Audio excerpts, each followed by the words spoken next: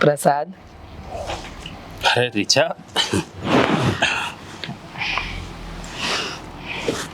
હા, એક દિવસ એવો નથી જાતો કે તું મારા માટે પ્રસાદ લઈને ન આવે. કેવી રીતે જાય તમે જ કહો ને. મારા જીવનમાં હવે બચ્યું છે પણ શું, રોજ સવારે મંદિરે જવું અને જે ગમતા હોય અને જે વ્યક્તિ પ્રિય હોય એના માટે પ્રાર્થના કરવી. અને એક પણ દિવસ એવો પણ નથી જતો ને કે તમે અહીંયા ન બેઠા હો. એટલે કહેવાય ને કે ભગવાનની પૂજા કર્યા એનો પ્રસાદ મળે તો એ પ્રસાદ તમારા મનગમતી વ્યક્તિ, તમારી પ્રિય વ્યક્તિને આપવો જ જોઈએ.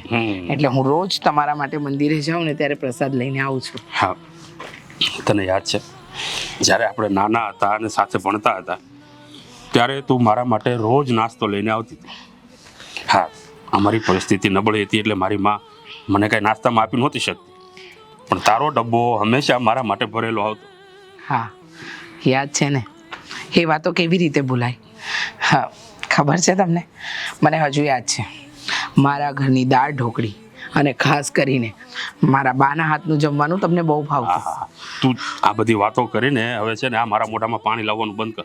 આ વાત કરે છે ને તો મોઢામાં પાણી આવી જાય છે. કાંઈ વાંધો નહીં, તો ઘરે આવીને જમી જજો. આમ પણ મારા માટે મારું પોતાનું કહેવાતું વ્યક્તિ તો આ દુનિયામાં કોઈ છે જ નહીં ને. સમય કરતા પહેલા જ બધા જતા રહ્યા, સાવ એકલી પડી ગઈ. સાચી વાત કરી છે. મારે પણ જ્યારથી મારી પત્નીનું અવસાન થયું છે ને ત્યારથી આમ જાણે મને એવું લાગતું હતું કે મારું હવે આ દુનિયામાં કાંઈ રહ્યું નથી. મારી ખુશીઓ છીનવાઈ ગઈ. એમ લાગતું હતું કે દુનિયામાં હું સાવ એકલો પડી ગયો છું. એવું શું કામ વિચારો છો? અચાનક એક દિવસ તું મળી ગઈ અને તું મળીને ત્યારથી મને પાછું એમ લાગવા મળ્યું કે નહીં, જિંદગી જીવા જેવી છે. આ રોજ આપણે મળીએ છીએ, થોડી વાતો કરીએ છીએ તો મન થોડું હળવું થાય છે. સાચી વાત છે. જિંદગીના એક પડાવ પર માણસની જરૂર પડે. કહેવાય ને કે સાથી સંગી હોય ને તો તમે તમારા મનનો ભાર હળવો કરી શકો. હા, મને પણ એવું જ લાગતું કે મારા જીવનમાં હવે કંઈ નથી રહ્યું, પણ તમે મળ્યા ને પછી એમ થયું કે ના, જિંદગી જીવવાની છે, ઘણું બધું જોવાનું બાકી છે. અને હવે તો રોજની આદત પડી ગઈ. જો તમને ન મળું ને તોય મન નથી લાગતું. સાચી વાત છે. હા, રોજે અહીંયા બેસીને તારી જ રાહ જોતો હોઉં છું, કારણ કે હવે આદત પડી ગઈ છે. જ્યાં સુધી તારો પ્રસાદ મારા પેટમાં ન જાય ને ત્યાં સુધી મને એમ થાય કે મેં હજી કંઈ ખાધું જ નથી. ગમે એટલો નાસ્તો કરીને આવું ને તો ભૂખો ને ભૂખો જ રહું. જ્યાં સુધી તારો પ્રસાદ પેટમાં ન જાય ને ત્યાં સુધી તૃપ્તિ નથી થતી. તો બીજું પણ ખાઓ.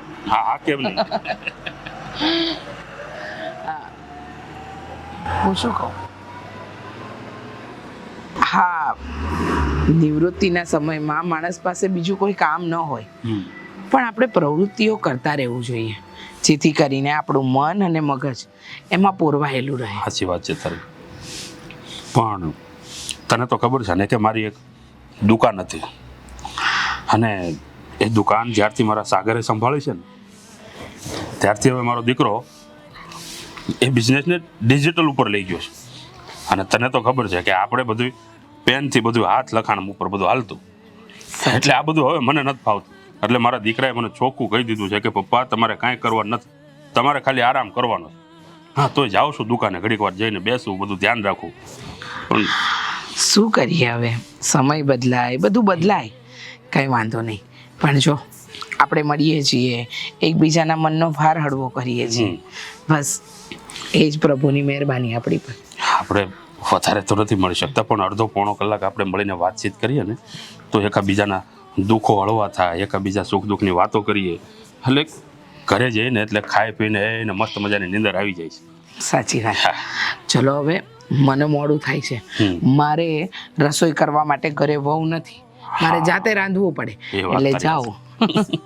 ઠીક છે, તો તું જા, હું પણ હવે થોડુંક દુકાને આટો મારીને હમણાં ઘરે જઈને ખાઈ પીને ઉઈ જઈશ. સારું, કાલે મળીએ. હા, સારું.